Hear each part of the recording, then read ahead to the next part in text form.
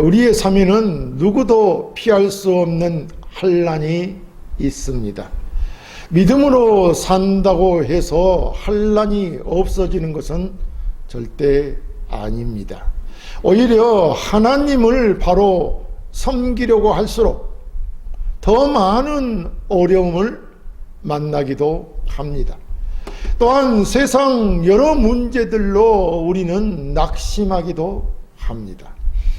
이제는 세상이 점점 하나님을 떠나고 절대 진리를 거부하는 시대를 살아가는 성도들은 신앙을 지키는 것 자체가 하나님의 하나의 큰 싸움이 되었습니다. 오늘날 많은 사람들은 마음의 위로를 세상에서 찾습니다. 돈이 위로가 될 것이라고 생각하고 또 사람의 인정이 위로가 될 것이라고 생각하며 성공과 쾌락이 마음의 공허함을 채워줄 것이라 믿습니다. 그러나 그런 위로는 환경이 바뀌면 함께 잠깐 동안 있다가 사라지고 맙니다. 그러나 성경은 전혀 다른 위로를 말씀하고 있습니다. 오늘 본문은 바울이 인생에서 가장 힘들었던 시간 가운데 경험한 하나님의 위로를 증거합니다. 바울은 위대한 사도였지만 그런 그도 낙심했습니다. 본문은 그의 솔직한 심정을 숨기지 않습니다. 그는 밖으로는 다툼이요 안으로는 두려움이었다고 말했습니다. 외부에는 핍박이 있었고 내부에는 근심이 있었다는 것입니다. 그런데 하나님은 그런 바울을 버려두지 않으셨습니다. 그래서 본문은 너무나 아름다운 말씀으로 낙심한 자들을 위로하시는 하나님이라고 선언합니다. 이 한 구절은 오늘 우리 모든 성도들에게 주시는 하나님의 복음입니다.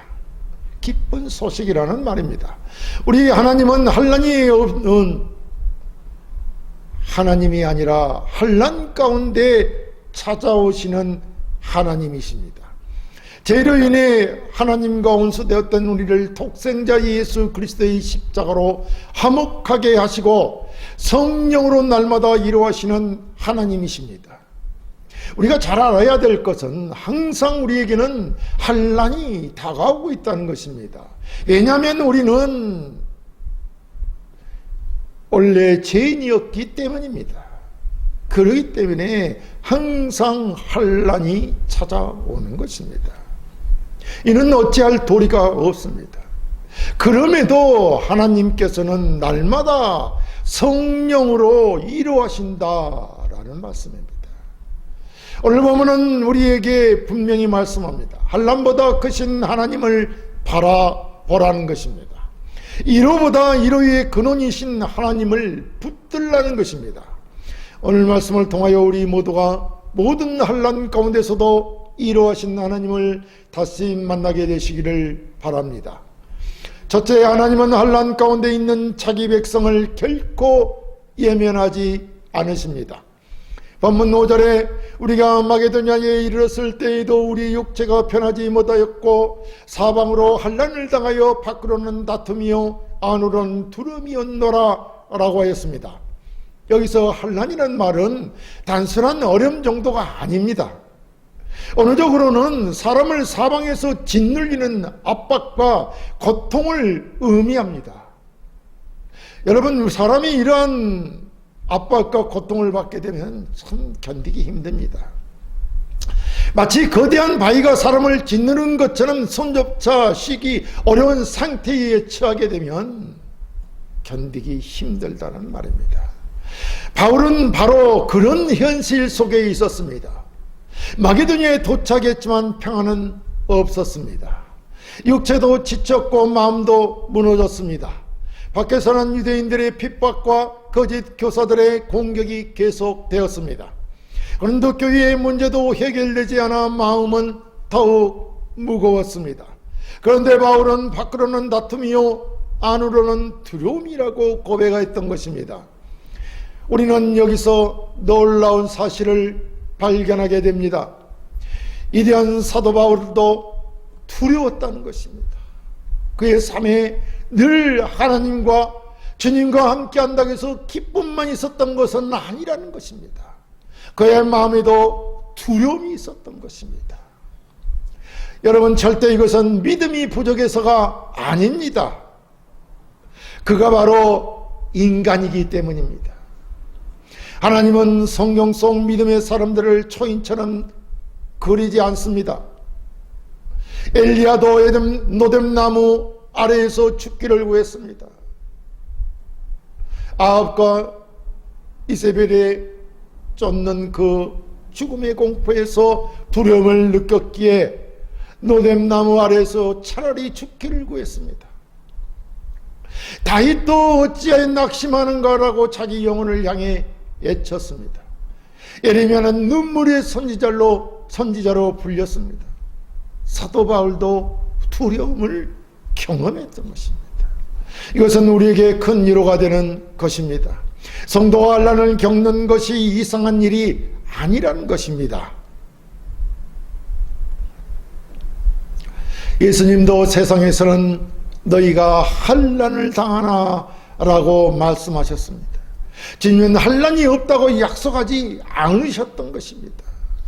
대신 내가 세상을 이겼노라고 말씀하셨습니다. 성경은 성도의 삶이 형통만 계속된다고 말하지 않습니다. 오히려 하나님께서 섭리 가운데 환난까지도 사용하여 자기 백성을 거룩하게 하신다고 가르칩니다. 환난은 하나님의 버리심의 증거가 아니라 하나님의 손안에 있는 연단의 과정입니다.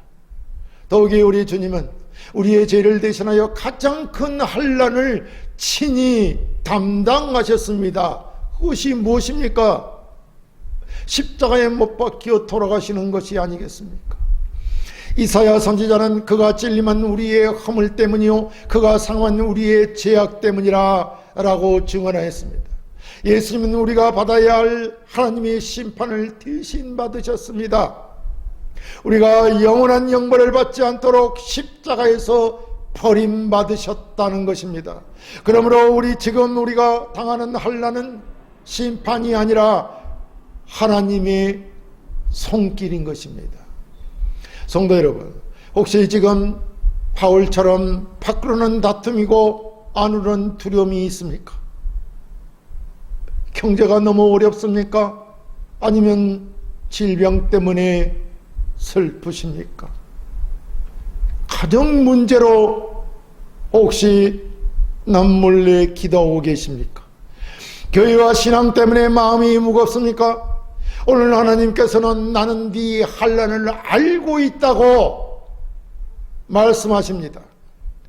요셉을 감옥에서도 함께 하셨던 하나님, 다니엘을 사자굴에서도 지키셨던 하나님, 세 친구를 불못빌 가운데서 함께 하셨던 하나님은 오늘도 동일하게 자기 백성을, 아니 나를 결코 예면하지 않으십니다. 그러므로 한경을 바라보지 말고 환난 가운데 함께 하시는 하나님을 바라보십시오. 환난은 끝이 아니라 하나님의 위로가 시작되는 자리인 것입니다. 둘째, 하나님은 낙심한 자들을 반드시 위로하십니다. 본문 6절에 그러나 낙심한 자들을 위로하시는 하나님이 디도가 오므로 우리를 위로하셨으니 라고 하였습니다. 여기서 가장 중요한 단어는 낙심한 자와 위로하시는 하나님이실 겁니다. 이 낙심하다라는 말은 단순히 기분이 우울한 상태를 말하지 않습니다. 언어적으로는 몸을 낮추다, 아래로 눌리다, 마음이 꺾이다 라는 뜻을 가지고 있습니다. 모든 희망이 사라진 것처럼 마음이 깊이 가라앉은 상태를 의미하는 것입니다. 바울은 지금 고린도 교회를 향해 눈물로 편지를 보냈지만 그들이 어떻게 반응했는지 알지 못했습니다. 디도를 기다렸지만 오지 않았고 마음은 점점 무거워졌습니다. 겉으로는 사도였지만 속으로는 한 영혼을 위해 눈물을 흘리는 목자의 심정이었습니다. 그러나 성경은 놀라운 반전을 기록하고 있습니다. 그것이 바로 오늘 이 본문이 시작되는 그러나입니다. 성경은 이 그러나가 자주 등장합니다. 인간은 죄로 인해 하나님의 진노 아래 있었습니다. 하나님의 진노 아래 놓인 인간들, 죄인들입니다. 그러나 하나님께서는 독생자를 보내셨습니다. 우리는 죄와 허물로 죽었던 자들이었습니다. 그러나 하나님께서는 그리스도와 함께 살리셨습니다. 우리는 영원한 심판을 받아야 할 죄인이었습니다. 그러나 예수 그리스도께서 십자가에서 우리의 죄값을 대신 담당하셨습니다. 오늘 본문에서도 바울은 환난 가운데 있었지만 그러나 하나님께서 찾아오셨습니다. 성도 여러분, 우리는 사람에게서 실망할 때가 많습니다. 기대했던 사람이 떠날 수도 있습니다. 믿었던 사람이 등을 돌릴 수도 있습니다. 배반당할 수도 있습니다. 가족조차 우리의 마음을 다 이해하지 못할 때가 있습니다. 그러나 하나님은 결코 자기 백성을 포기하지 않으십니다. 본문은 하나님을 낙심한 자들을 위로하시는 하나님이라고 소개합니다. 성경은 하나님을 여러 이름으로 부릅니다. 뭐라고 부릅니까? 창조주 하나님, 전능하신 하나님, 만군의 여호와, 심판하시는 하나님. 그런데 오늘은 특별히 낙심한 자를 위로하시는 하나님이라고 말씀합니다. 이것이 여러분 얼마나 큰 은혜입니까? 하나님은 높은 곳에서만 계시는 분이 아닙니다. 상한 마음이 있는 곳에 함께 하시는 분이십니다. 다윗도 여호와는 마음이 상한 자를 가까이 하시고 중심으로 통회하는 자를 구원하시는도다 라고 고백하였습니다. 이사야 선지자는 지극히 존귀하며 영원히 거하시며 거룩하다 이름하는 이가 이와 같이 말씀하시되 내가 높고 고루한 곳에 있으며 또한 통회하고 마음이 겸사하는 자와 함께 있나니 이라고 말씀하였습니다. 하나님께서는 교만한 사람보다 눈물을 흘리는 성도를 먼저 찾아오시면 낙심한 자를 예면하지 않으십니다. 우리 주 예수님께서도 그리하셨습니다. 예수님께서는 죄인들을 찾아가셨습니다. 세리와 창기들을 예면하지 않으셨습니다. 병든 자들을 품으셨습니다. 나사로의 무덤 앞에서는 함께 우셨습니다. 베드로가 3번 부인했을 때에도 그를 버리지 않으셨습니다. 부활 후 갈릴리에서 다시 찾아오셔서 네가 나를 사랑하느냐 라고 물으시며 사명을 회복시켜 주셨습니다. 이것이 우리 주님의 위로입니다. 더 나아가 하나님께서는 바울을 어떻게 위로하셨습니까? 놀랍게도 믿음의 동역자 디도를 보내셨습니다. 이것이 바로 하나님의 섭리입니다. 하나님은 때로 사람을 통해 사람을 위로하십니다. 또 교회를 통해 위로하십니다. 성도의 기도를 통해 위로해 주십니다. 말씀을 통해 성령을 통해 위로해 주십니다. 예수님께서도 성령을 보혜사라고 하셨습니다. 여기 보혜사는 곁에서 도와주고 위로하며 변호하는 분이라는 뜻입니다. 그러니까 예수님께서 우리에게 보내신 그 성령, 우리와 함께 있어 하시는 성령께서는 우리를 도우시고 위로하시며 보호해 주시는 분이시라는 것입니다. 성령께서는 그 위로하시는 하나님, 성령께서는 지금도 하나님의 백성 안에 거하시며 낙심한 심령을 일으켜 세우십니다. 우리 신학원 성령께서 말씀을 통하여 우리의 믿음을 붙드시고 끝까지 인도하시는 성도의 견인을 가르치고 있습니다. 그러므로 성도의 이루는 일시적인 감정이 아니라 하나님의 언약에 근거한 확실한 은혜인 줄 압니다. 왜냐하면 우리의 구원은 우리의 능력이 아니라 하나님의 선택과 그리스도의 속죄와 성령의 인치심 위에 서 있기 때문입니다. 그러므로 낙심 가운데 있는 성도는 자신의 감정을 바라보지 말고 하나님의 약속을 바라보아야 합니다. 성도 여러분, 혹시 오늘 나는 너무 약하다라고 생각하십니까? 기도에도 응답이 없다, 하나님이 나를 잊으신 것 같다라고 하는 이런 마음이 드십니까? 본문은 분명히 말씀합니다. 하나님은 낙심한 자들을 위로하시는 하나님이시다라고 말입니다. 오늘도 하나님은 여러분의 눈물을 알고 계십니다.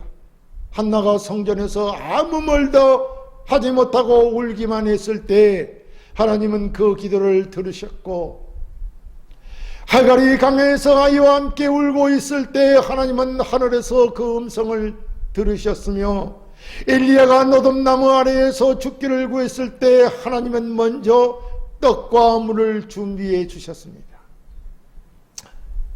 우리 하나님은 먼저 꾸짖으시는 하나님이 아니라 먼저 회복시키는 하나님이십니다. 그러므로 낙심 가운데 여러분 머물지 마십시오. 십자가 앞으로 나오십시오. 십자가는 가장 큰 위로의 자리입니다. 거기에 하나님의 공의와 사랑이 함께 나타났습니다. 죄는 반드시 심판받아야 하지만 그 심판을 하나님의 아들이 대신 받으셨습니다. 그래서 우리는 정죄가 아니라 용서를 받았습니다. 절망이 아니라 소망을 받았습니다.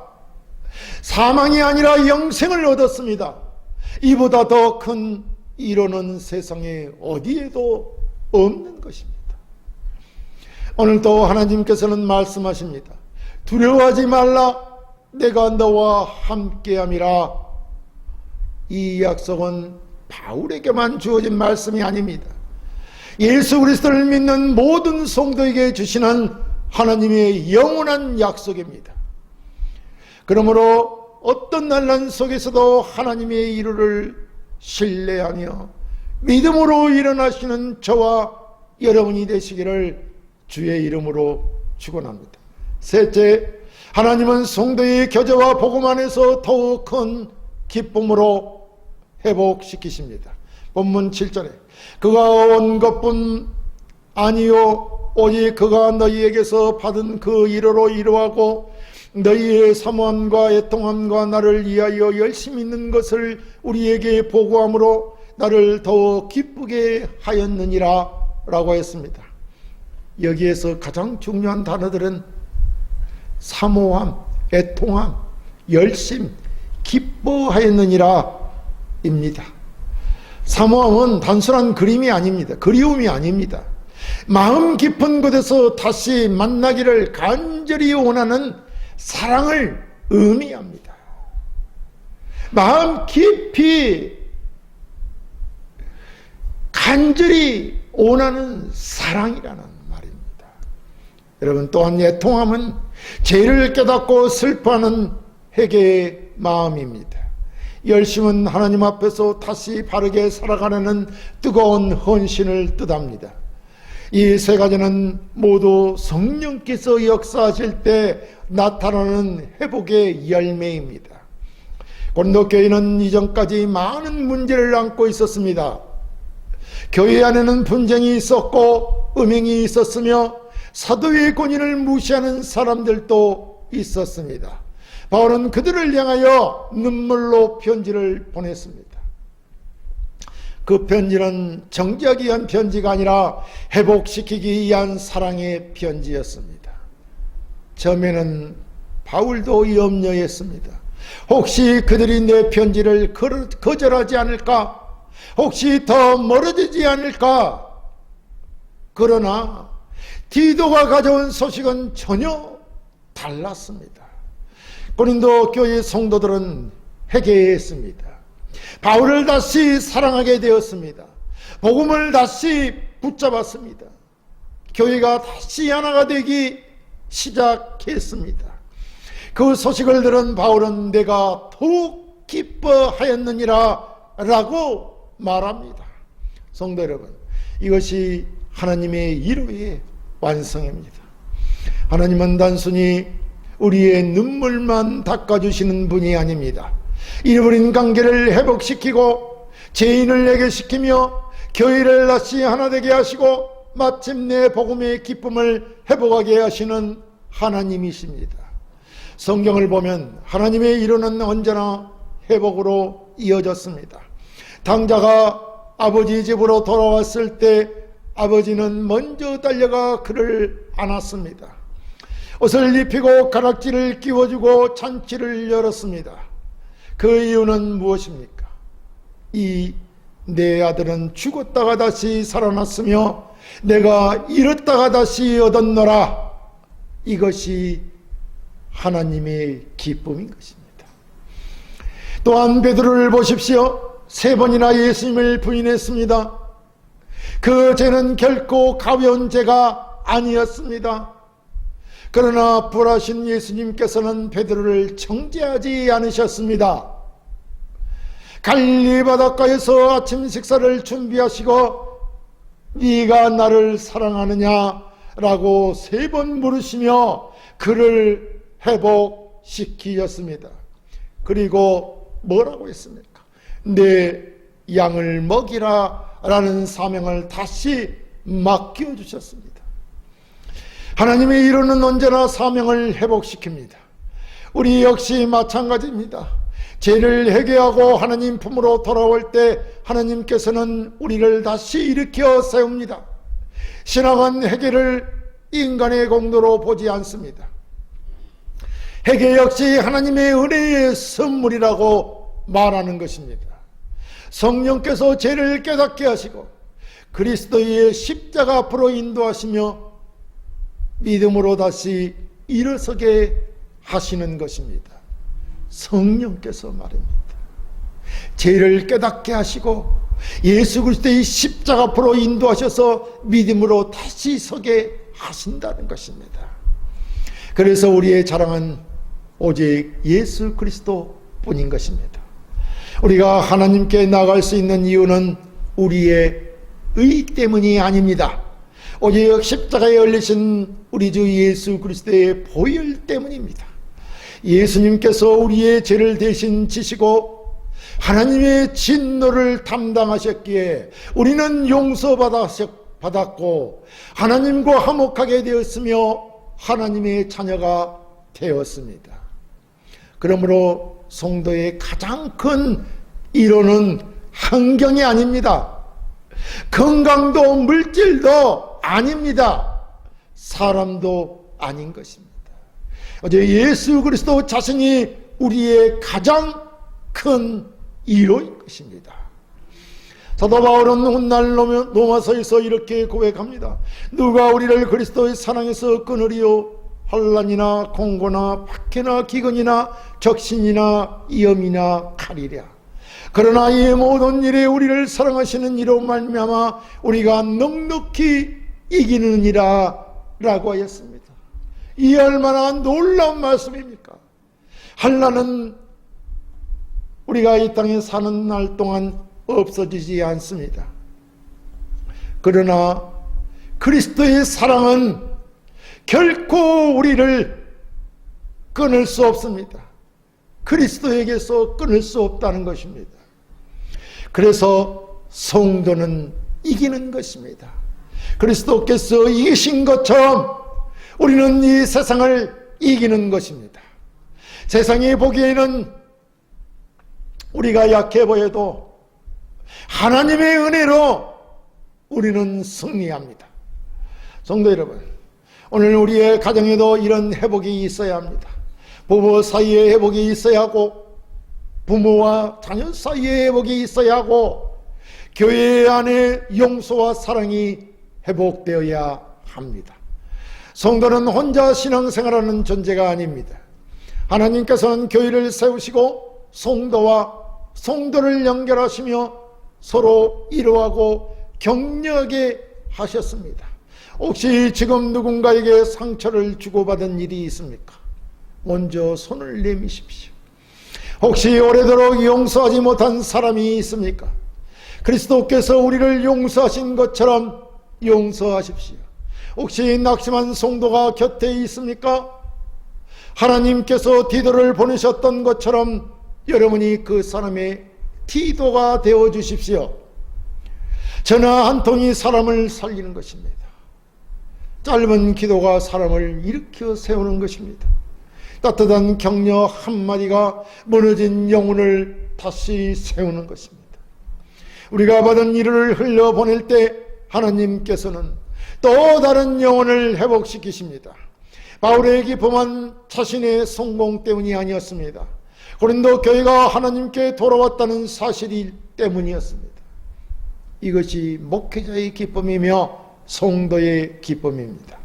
사랑하는 성도 여러분, 오늘 우리는 모든 환난 중에도 위로하시는 하나님을 만났습니다. 바울은 위대한 사도였지만 환난을 피하지 못했습니다.